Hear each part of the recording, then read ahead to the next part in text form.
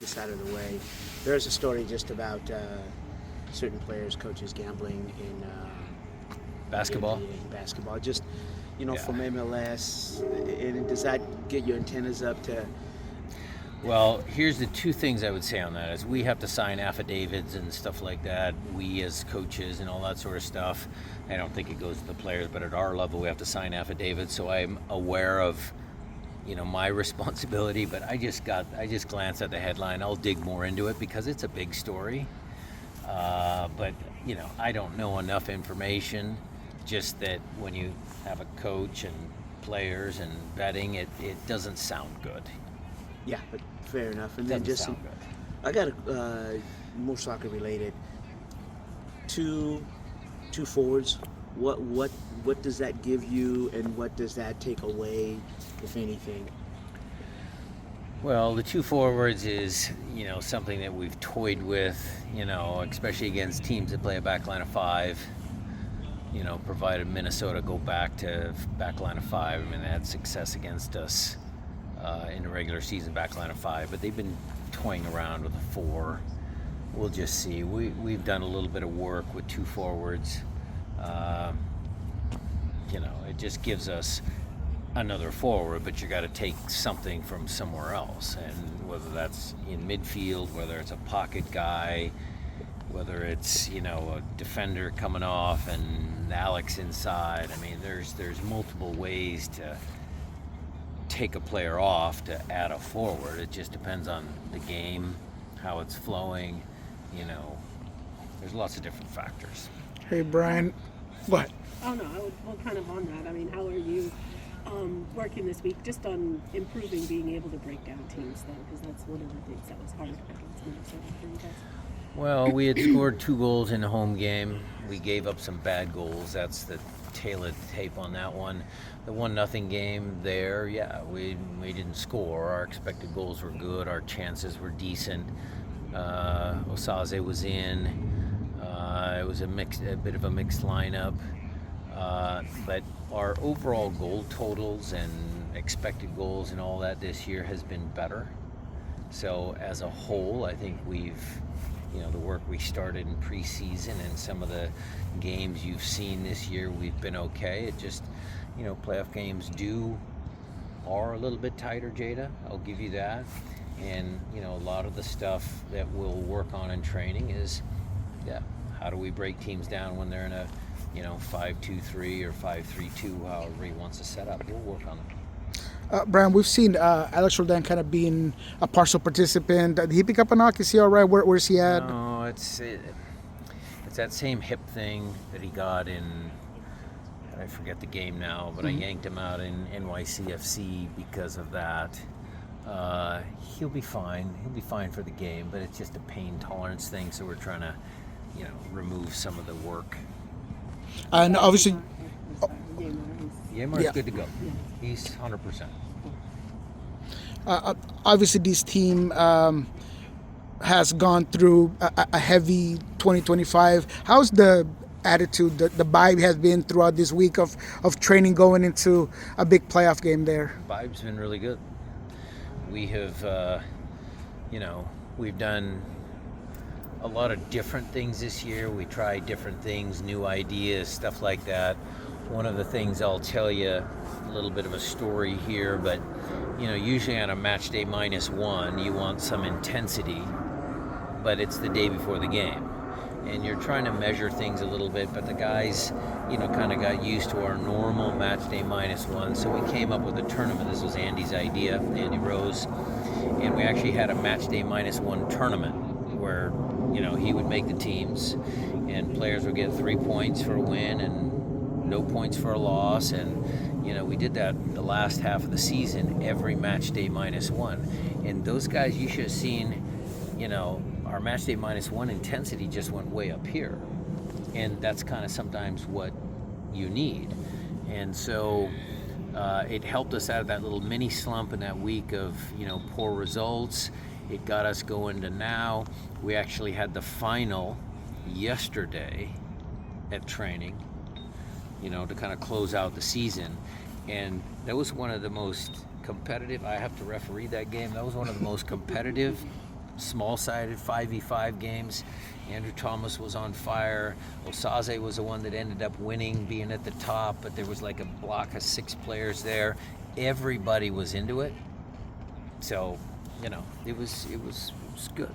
Brian, So- that's good for the intensity. On the other end, how much do you message just don't make this game bigger than it is? It's huge. It's a big game, but yet let's stick to what we know. That's and a not little give that's a little easier, Maz, because that's a pretty experienced group. I mean, we've got experience in big games, so that messaging is pretty easy. We understand the importance. We took care of Houston 2 games. Why not? Why can't we go there and win? I mean, we won last year in penalties in Houston. Why can't we go to Minnesota and win a game? I mean, we've been close. I mean, obviously they've had a good season, a great season, but they've got their challenges, from losing a player to Spain and some injuries and trying to refigure things. But they're still a great team. They still true to who they are. They defend with intensity. They're good. They're good in set pieces. It's been their calling card. So it's going to be a great series. But for us, it's we feel we can go there and get a result. I figure you gotta like your 2 pivots when we're talking about experience, intensity, and them playing in big games. Yeah, well, and it was a little bit of a gamble to leave them home from NYCFC, but the gamble worked. We've got 3 points, and those guys were able to get rest, so they look good. When it comes to set pieces, I mean, it's something that you always talk about, control the controllables. It feels like there's a thing that you can't control, but Minnesota's so good that they still, find a way to like beat teams with those set pieces. What have you emphasized in terms of maybe long throws and other dead balls? We've trained against all that, Nico. We've trained against corner kicks, long throws, and all that. But you can control set pieces, and this is what I mean by that. No silly fouls in and around the box.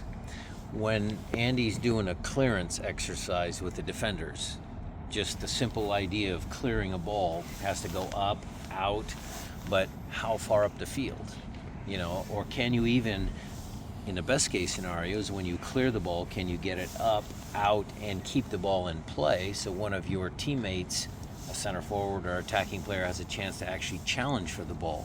So keeping the ball inbounds eliminates a lot of long throws. Fouls, eliminating that part of it, because Perez got a good left foot. I mean, he's very good at it, okay? And then corner kicks, they're going to come, and that's why you train defending corner kicks. You guys have the players off tomorrow, but playing on a Monday, I know you've played on a Monday before the season, but does that change anything? It's like Monday Night Soccer. Just like the Seahawks. Yeah. Da-da-da. So there was no No. nothing. No, You got look, the schedule that MLS puts out, it's based on a lot of different factors. It's way above my pay grade. We know we're playing Monday, and then Saturday. So that's our schedule.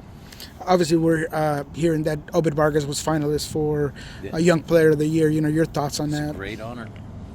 I mean, the kid deserves it. I think he's an exceptional talent. I mean, we've watched him grow up from a 15-year-old kid to a 19-year-old young man, and he's got a bright future. Brian, how has he stayed? How has he stayed grounded? You talked about it. That's his family, his dad.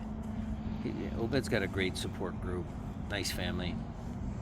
They come from, humble upbringings. Dad and mom had to sacrifice. Obed understands that. And then go ahead, Jada. Go ahead. Oh, well, how much for this season, being able to make it through the way that you guys did, is because you've been able to keep Obed and Christian healthy and in the middle through all those games? That is it's a good point, Jada. Yes, those have been pretty lockdown starters when I write the lineup out. No injuries, some, missed days because of something in international spots, but we've been pretty consistent in that part of the field. And then what I would add to that is that when you have JP coming back, and Danny Leyva, who's been here all year, that gives us 4 really good pivots. Because remember, earlier in the year, Danny and JP played in some significant minutes, and they were the ones that spelled Obed and Christian at NYCFC. So that position in the field has been very strong for us. Brian, obviously you got Last one, Nico. you're concentrated on Minnesota, but I was wondering how closely were you watching that RSL Timbers game from last night? I wished that RSL had tied it at 2-2 because they might have deserved a second goal. But then, things happen, and credit to Phil, and Portland, there was the home team, and that's a little bit of an advantage there. So crowd was into it. It's a good game. It's an entertaining game. I did not watch Orlando, Chicago, but I certainly watched the West Coast teams, and it was a good game. But I wished RSL would have scored the second goal.